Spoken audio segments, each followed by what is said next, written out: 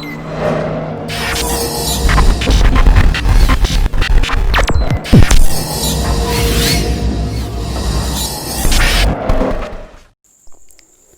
Friends, இது உங்கள் டெக்ஜி channel.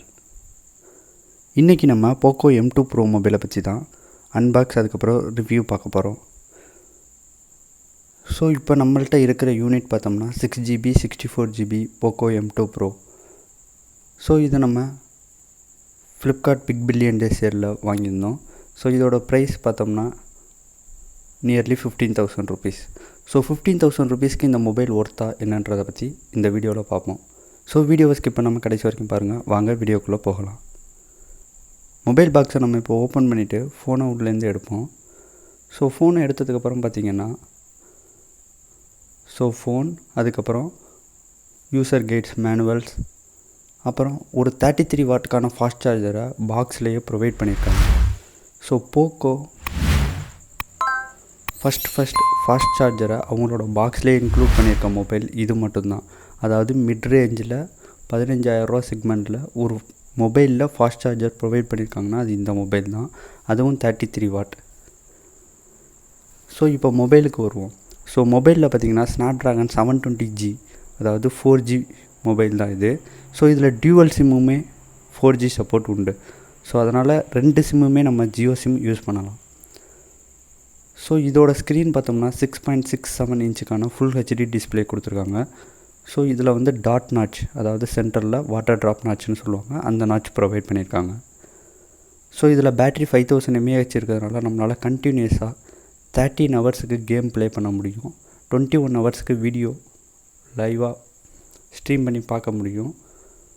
So 2 டேஸ்க்கு நம்மளால் கால்ஸ் அட்டன் பண்ண முடியுன்றதை கம்பெனி அவங்களோட ஸ்டாண்டர்ட்ஸை வச்சு சொல்லியிருக்காங்க. ஆனால் அவங்க கொடுத்துருக்க ஸ்டாண்டர்ட்ஸுக்கு ஓரளவுக்கு நமக்கு ஈக்குவலாகவே தான் இருக்குது. ஸோ இதில் ஃபிங்கர் பிரிண்ட் சென்சார் பார்த்தோம்னா பவர் பட்டனில் ப்ரொவைட் பண்ணியிருக்காங்க. ஸோ பவர் பட்டனும் ஃபிங்கர் பிரிண்ட் சென்சாரும் இதில் சேம் தான். ஸோ பேக்கில் கேமரா பார்த்தோம்னா 4 கேமரா கொடுத்துருக்காங்க. ஸோ 4 கேமராவும் பார்க்குறப்ப கொஞ்சம் ஒரு பம்ப் கொடுத்து ஃபோனை விட்டு வெளியில் தான் வந்து இருக்குது. ஸோ இதனால் ஃபோனை நம்ம தரையில் வைக்கிறப்ப கேமரா தான் ஃபஸ்ட்டு தரையில் டச் ஆகுது. ஸோ அதனால் ப்ரொடக்டிவ் கேஸ் நம்ம யூஸ் பண்ணோம்னா ஃபோன் ஓரளவுக்கு ஸ்க்ராட்ச் ஆகாமல் இருக்கும். ஸோ ஃபஸ்ட்டு கேமரா பார்த்தா 48 MPக்கான ப்ரைமரி கேமரா கொடுத்துருக்காங்க. ஸோ செகண்ட் கேமராவாக 8 MPக்கான டெலிஃபோட்டோ கேமரா, ஸோ 5 MPக்கான கேமரா, ஸோ 5 MPக்கான போர்ட்ரேட் கேமரா, அதுக்கப்புறம் 2 MPக்கான மேக்ரோ கேமரான்னு ப்ரொவைட் பண்ணியிருக்காங்க. ஸோ கேமரா பார்க்குறப்போ ஓவராலாக நல்லா தான் இருக்குது. அதுவும் Snapdragon 720G சிப் செட்டோட பெர்ஃபார்மன்ஸ் சூப்பராகவே தான் இருக்குதுன்னு சொல்லணும். ஆனால் ரெட்மி Note 8 Pro அதோட கம்பேர் பண்ணுறப்ப இதோட பெஞ்ச்மார்க் ஸ்கோர் நியர்லி 10,000 ட்ராப் ஆகுது.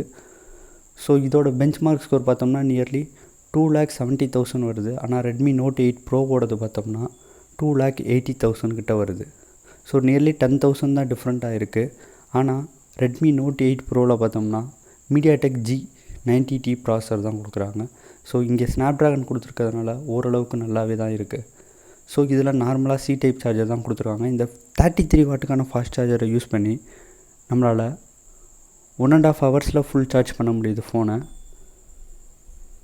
ஸோ 50% சார்ஜ் வந்து 35 மினிட்ஸில் நம்மளுக்கு ஃபோனில் சார்ஜ் ஏறிடுது.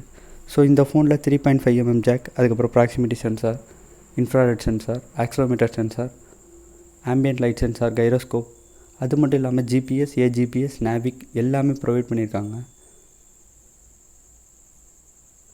ஸோ 14,000 ரூபா செக்மெண்ட்டில் போக்கோ பிராண்ட்லேருந்து ஒரு நல்ல ஃபோன் எடுக்கணும்னா இதை எடுக்கலாம். ஸோ இதில் ஃபோனில் வர்றப்போ பார்த்தோம்னா நமக்கு MIUI 12 தான் இருக்குது. ஸோ சாஃப்ட்வேர் அப்டேட் பண்ணணும்னா MIUI 12க்கான அப்டேட்டும் ப்ரொவைட் பண்ணிட்டாங்க. ஸோ அவ்வளோதான் இந்த ஃபோனை பற்றி வேறு எதுவும் தெரியுன்னா கீழே கமெண்ட் செக்ஷனில் கமெண்ட் பண்ணுங்கள். இந்த வீடியோ பிடிச்சிருந்தா லைக் பண்ணுங்கள், சேனலை மறக்காமல் சப்ஸ்கிரைப் பண்ணுங்கள். இதே மாதிரி வீடியோ அப்டேட்ஸ் உங்களுக்கு கொண்டு வரணும்னா பக்கத்தில் இருக்க பெல் ஐக்கானை ப்ரெஸ் பண்ணிக்கோங்க.